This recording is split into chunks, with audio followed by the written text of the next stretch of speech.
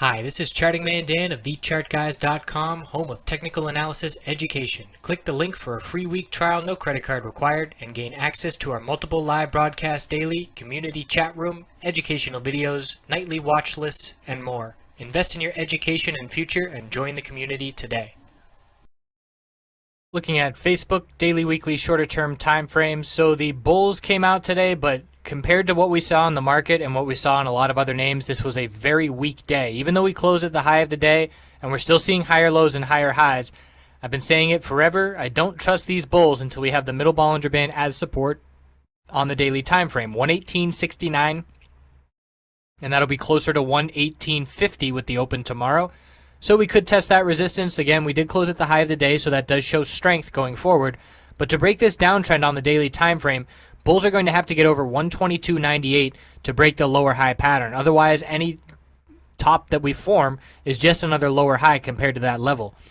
So it's a weak bounce at this point as far as I'm concerned on Facebook. And the weekly time frame, the bulls are desperately trying to regain the 50-week moving average of 116.60 after we lost that for the first time in years last week. So the bulls are looking good to regain that level. So that's at least something that favors the bulls. But looking at the 5-minute time frame, why did we not see the kind of action that a lot of other names saw? And that's because of the dump that occurred before the SPY rally. So there was a very easy trade here where we had our high, consolidation low, lower high, higher low right off the 100 and 200 period 5-minute supports, lower high, and then here we are testing these supports again. So we know if we lose these supports, we break the tightening pattern, we form a lower low, and that's a victory for the bears. So as soon as this candlestick breaks 117.19, there's your bear signal. We close below those moving averages. It's a high bear volume compared to what we've been seeing the past hour of trading. And then we just dump a good 50, 60 cents. So there was an awesome day trade opportunity there. And then we saw a big rally, higher lows and higher highs. Look at this back test of this 200 period moving average, holding it 5 times and then continuing. And this is when the SPY bulls really took off.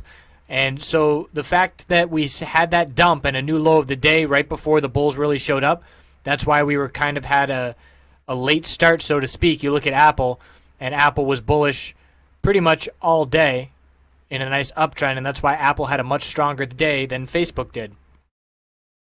So Facebook did close at the high of the day, but it didn't break the previous high of the day until right at the close.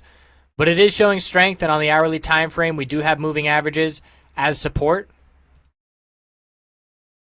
So we can see higher lows and higher highs, nowhere near the explosive move. I mean, you look at the overall market, you look at the S&P 500, and look at the day we had today. So it looks very similar, and then just an all-out breakout. And you look at Apple, which is also in the tech sector, all-out breakout day. And you compare it to Facebook, and it's just pretty good. We closed near the high. That's good, but comparatively, certainly a very weak day. We'll see what the bulls can put together tomorrow, watching that middle Bollinger Band on the daily, and we'll check back in. Have a great night.